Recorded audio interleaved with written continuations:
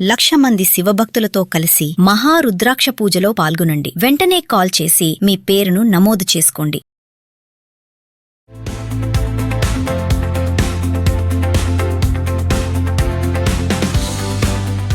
నమస్తే, welcome back to Suman TV.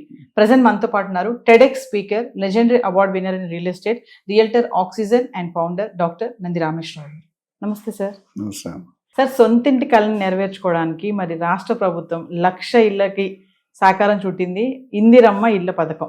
అంటే అసలు దీనికి ఎవరు అర్హులు, దీనికి ఎలా దరఖాస్తు చేసుకోవాలి, అసలు ఏంటి ఇందిరమ్మ ఇళ్ల పథకం అంటే?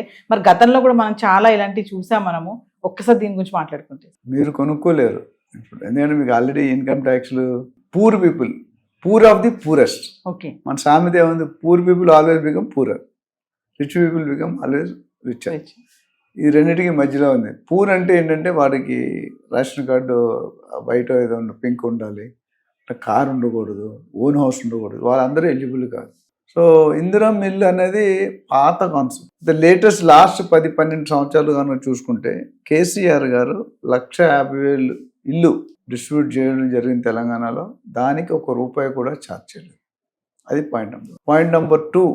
ఇప్పుడు మన రేవంత్ రెడ్డి గారు వచ్చాక దాన్ని బిగ్గెస్ట్ కాంగ్రెస్ పార్టీ ఇందిరమ్మ ఇల్లు అని పెట్టి 1,00,000కి ప్లాన్ చేస్తున్నాం అన్నారు. 1,00,000 ఇల్లు ఇవ్వడానికి ప్లాన్ చేస్తున్నాం. అంతమంది కేసీఆర్ గారు డబుల్ బెడ్రూమ్ కూడా కొన్ని డిస్ట్రిబ్యూట్ కాలేదు, ఇప్పుడు వాడుకుంటున్నారు. అయితే ఇక్కడ సమస్య ఏంటంటే పూర్ పీపుల్ అన్నాడు ఎవడు రోజుకి 100, 200, 300 సంపాదించారు. అంటే 8 నుండి 10,000 లేదా 7 నుండి 10,000. ఈయనేమంటారు ఇప్పుడు అప్లై చేసుకున్న రూల్స్ ఆల్రెడీ మనకు తెలిసిన, మళ్ళీ ఒకసారి రిపీట్. అప్లై చేసుకోవడం ఏంటంటే you should not own A car, you should not own A house, you should not pay IT, అట్లా కొన్ని కండిషన్. కన్సర్న్ వెబ్సైట్కి వెళ్ళి అందుకని ఆ ఫామ్ తీసుకుని ఫిల్ చేయొచ్చు.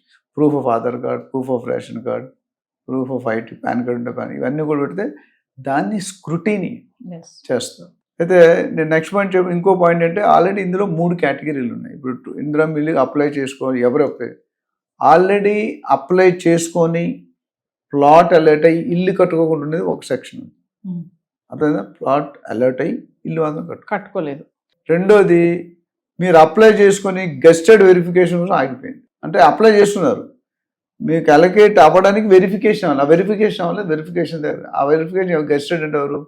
కలెక్టర్ కావచ్చు, ఎంఆర్ఓ కావచ్చు, రకరకాల ఆ 4 వెరిఫై చేసి స్టాంప్ ముద్ర వేస్తారు, యూ గాట్ ది ప్లాట్ అండి. మూడో కేటగిరీ కొత్తగా అప్లై చేసుకున్నారు. అది సెకండ్ కేటగిరీలో ఎవరైతే గెజిటెడ్ ఆఫీసర్ వెరిఫికేషన్ వెయిట్ లిస్ట్లో ఉన్నాయో వాళ్ళు కూడా పెట్టుకోవచ్చు అనేది పాయింట్ కొత్తగా. అంటే వాళ్ళు అక్కడ వస్తుందో తెలియదు, యాక్సెప్ట్ చేశారు కానీ అలాట్ చేయలేదు. Allotment is different, acceptance is different. So వాళ్ళు కూడా ఈ కొత్త దాంట్లో కావాలంటే పెట్టుకో. అక్కడ డౌట్ ఉంటే, డౌట్ లేదు, మీరు టాప్ 30 లిస్ట్ ఉంటే వస్తారు. సపోజ్ 30,000 ఉంటే రాకపోవచ్చు. అదే ఒకటి. అది ఇక్కడ ఇష్యూ ఎందుకు అవుతుందంటే గవర్నమెంట్లో బర్నింగ్ టాపిక్, పేదవాడు 6 లక్షలు కట్టగలడా? 6 లక్షలు అంటే మీకు పెద్ద అమౌంట్. వాళ్ళు ఆ 10,000 ఏం బతుకుతాడు, ఏం తింటాడు, ఏ రెంట్ కడతాడు, ఏమీ కడతాడు. ఇంకా దీనికంటే ముందు ఇంకో ప్రొసీజర్ ఏం పెట్టాడంటే, మీరు అప్లై చేసుకోవాలంటే మీ సేవ, ఈ సేవ కొన్ని దారిలో పెట్టుకోవచ్చు. ₹10,000 ఈఎండి అంటాం, అడ్వాన్స్ కట్టాలి. మీకు అలకేట్ అవుతుందో లేదో తెలియదు, 10,000 కట్టాలి. 10,000 కట్టాలి. ₹100 అప్లికేషన్ ఫామ్, ₹62 ఈ సేవ. అంటే 10,000 + 100 + 62 160 వస్తుంది. సో అక్కడ ఏముందంటే ఒక క్లారిటీ ఇవ్వలేదు గవర్నమెంట్. వాట్సాప్ నెంబర్లో పంపేయండి అంటున్నారు డబ్బులు. జనరల్గా మనం కట్టేటప్పుడు బ్యాంక్ అకౌంట్ నుండి కడతాం, మరి వాట్సాప్ అకౌంట్లో ఎందుకు పంపిపెట్టారు? మేబీ వాళ్ళు ఆపరేటింగ్ ఛాలెంజెస్ ఉన్నాయి అని అనుకుంటున్నారు. వాళ్ళు ఏమంటారు, మాకు తిరిగి ఇవ్వడం ఈజీ అవుతుంది, మీ బ్యాంక్ అకౌంట్ అంటే ఒకటి అకౌంట్ పోతే ఇంకో అకౌంట్ పడిపోద్ది అని అన్నారు. అది ఎంతవరకు? ప్లస్ ఇంకొక పాయింట్, తిరిగి ఎవరికైతే ఎలికేట్ కలదో తిరిగి ఇస్తామన్నారు. మంచి పాయింట్. ఎప్పుడు ఇస్తామని చెప్పలేదు. ఇప్పుడు 1,00,000 మంది అప్లై చేస్తాను అనుకోండి, 1,00,000 మంది అంటే 10 లక్షలు అప్లై చేయాలి. 10 లక్షలు ఇంటూ 10,000 రూపీస్ అంటే కొన్ని కోట్లు. నెలకి కొద్ది ఇంట్రెస్ట్లో తేడా వచ్చేస్తుంది. జనరల్గా నాకు ఏంటంటే 15 to 30 డేస్లో ఇస్తామని రాస్తుంది. జనరల్ టెండరింగ్ సిస్టమ్ ఉంటుంది, ఓపెన్ టెండర్. ఇక్కడ అది రాయలేదు. ఇది ఒక విచారణ.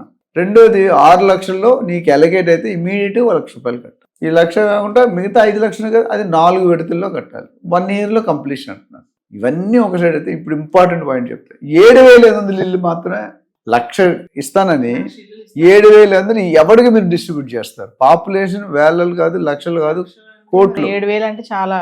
అంటే ఈ లెక్కనే ఇంకో 10 సంవత్సరాలైనా కట్టియలేరు. అంటే ప్రోటోటైప్ అంటున్నారు, శాంపిల్ లాగా మనం రిహార్సల్ చేస్తాం కదా, ట్రయల్ కోర్టులో ట్రయల్ ఉంటుంది. సో ఒకటి ఇంతమంది జనాలకి బై 7,500 అనేది ఒక question mark which the government has to answer. అయితే వాళ్ళు ఏమనుకుంటారంటే మన అసలు వర్కౌట్ అవుతుంది లేదా, కట్టే వాళ్ళు ఎంతమంది, డ్రాప్ అయ్యే వాళ్ళు ఎంతమంది అనేది. కట్టి డ్రాప్ అయ్యే వాళ్ళు ఉంటారు, కట్టి డ్రాప్ అయ్యి ఉంటారు. ఆ డబ్బులు ₹1,00,000 అందించి ఇప్పుడు రోజుకి 300 సంపాదించేవాడు 8,000-9,000 వేలు సంబంధం నెలకి ఒక్కసారి ₹1,00,000 ఎలా తెచ్చిన వాడు బతకాలి, పిల్లలు బతకాలి, రెంట్ కట్టాలి, పిల్లలు చదువు హార్డ్లీ 50-60 వచ్చి కిటకిట కొట్టుకుంటాడు హైదరాబాద్. సో దట్స్ సో ఇవన్నీ కూడా పరిశీలనలో డిస్కషన్ అవుతున్నాయి. అందుకని హాట్ టాపిక్ ఏంటంటే పబ్లిక్లో ఏ డెసిషన్ తీసుకున్నా రఫ్ ఆడేస్తుంది. ఇక 40-45% ఆర్ యూత్ ఓటర్స్. మనం చిన్నప్పుడు చదువు లేకుండా లేవు, ఇప్పుడు అందరూ చదువు, they have their own choice to select their own leader. పబ్లిక్తో పెట్టుకుని నువ్వైనా నేనైనా గవర్నమెంట్ ఎవరిని ఊరుకోరు, ఎంత హైగా ఎత్తగలరు అంత హైగా కూడా దించగలరు. సో దట్స్ ఓటర్స్ వల్లే మనం పొజిషన్లోకి వచ్చాం. We have to our minimum responsibility take care of voters. అంటే సరే ఒక విషయం, ఇంద్రమ్మ ఇళ్ళకి అంటే కాంపిటీషన్ బాగానే ఉంటుందని అనుకోవచ్చా? ఉంటుంది, కట్టే వాళ్ళు ఎక్కువగా ఉంటారు అనుకోవచ్చా? అట్లా దేనికైనా కాంపిటీషన్ ఉంటుందండి. ఎందుకంటే వాళ్ళకి కావాల్సింది ఇప్పుడు ఇంకొక ఇంపార్టెంట్ బాగా గుర్తు చేస్తుంది. నేను మీకు 40 లక్షలు ల్యాండ్ ఇస్తున్నాను, 6 లక్షలు కట్టడానికి ఇస్తున్నాను, దాదాపు 35-40 లక్షలు మీకు ఫ్రీగా వస్తున్నాను. ఎలాగా? యూడిఎస్ అని ఒక మాట ఉంటుంది, అన్డివైడెడ్ షేర్. అంటే నువ్వు ఇప్పుడు ఎన్ని 480 ఫ్లాట్లు కడతానంటే 4 towers, 10 floors, 12 flats per floor, అంటే 480, 120 into 4. అందులో ల్యాండ్ షేర్ వస్తుంది. ఇప్పుడు చిన్న హౌస్ ఉంది, మాలా 3 floors ఉన్నది, షేర్ ఎక్కువ వస్తుంది, 70, 80, 100 square yards. ఇప్పుడు ఇక్కడ 1 square yard 4 లక్షలు అన్న అంటే అన్ని కోట్లు అని అర్థం.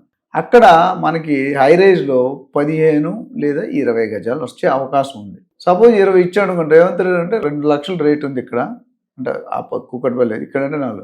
సో 2 లక్షలు ఇంటూ 20 గజాలు మీకు ఇచ్చాను, అంటే 40 లక్షలు. అది 40 లక్షలు చెప్తాడు. కానీ యూడిఎస్ అనేది ఎప్పుడు ఉపయోగపడుతుంది? ఆ బిల్డింగ్ కూలగొట్టినప్పుడు ఉపయోగపడుతుంది. It's all marketing strategy. అది 40 లేదా 35, ఇది ఒక 6 లక్షలు, 40 లక్షలు మీకు గవర్నమెంట్ అనేది ఫ్రీగా వస్తుంది. So that is trying to get a credibility. అది తప్పు అన్నో రైట్ అన్నో అన్ని ప్లేసుల్లో 2 లక్షలు ఉండకపోవచ్చు, 1 లక్ష ఉన్నది, ఇంకా దూరంగా పోతే 50,000, ఏదేమిటి లక్షల్లో అయితే మీకు ఫ్రీగా వస్తుంది. సో ఇవన్నీ కూడా నమ్మశక్యంగా కొన్ని లేవు, కొన్ని ఓకే, కొంత క్లారిటీ రావాల్సిన అవసరం ఉంది. ఆ క్లారిటీ వస్తే maybe people may accept. So ఇవన్నీ చేసినప్పుడు సామాన్యుని దృష్టిలో పెట్టి చేయాల్సింది, అప్పుడు కామన్ పబ్లిక్ యాక్సెప్ట్ చేస్తారు. కామన్ పబ్లిక్ మీరు 6 లక్షలు కట్టంటే హైలీ ఇంపాసిబుల్. మరి ఇందులో స్కామ్స్ ఏమైనా జరిగే ఛాన్సెస్ ఉన్నాయా సార్?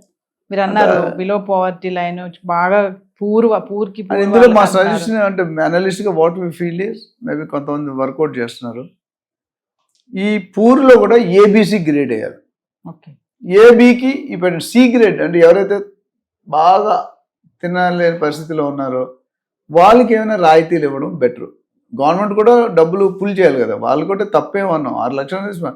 బట్ డిపెండింగ్ ఇప్పుడు ₹1,00,000 తెచ్చుకున్నాడు 6 లక్షలు కట్టేస్తాడు, 10,000 తెచ్చుకున్నాడు కట్టుకోలేడు. అదొక సో ఇవన్నీ continue. I think government will discuss, they will take these points into కన్సిడరేషన్లో తీసుకొని they may take an appropriate decision అనుకుంటాం. ప్లస్ ఛాలెంజ్ కూడా 1 lakh ఇల్లు ఎప్పుడు కడతారని ఆన్సర్ అప్పుడు గవర్నమెంట్ ఉంటుందా లేదా మనకు తెలియదు. అక్కడ కూడా అంటే ఈ 7,000, 8,000, 10,000 చెప్తే 10 సంవత్సరాలు కావాలి మినిమం. ఈ 10 సంవత్సరాల్లో ఏమవుతుంది, ఎవరు ఉంటారు, ఎవరు పోతారు అనేది దర్ నో.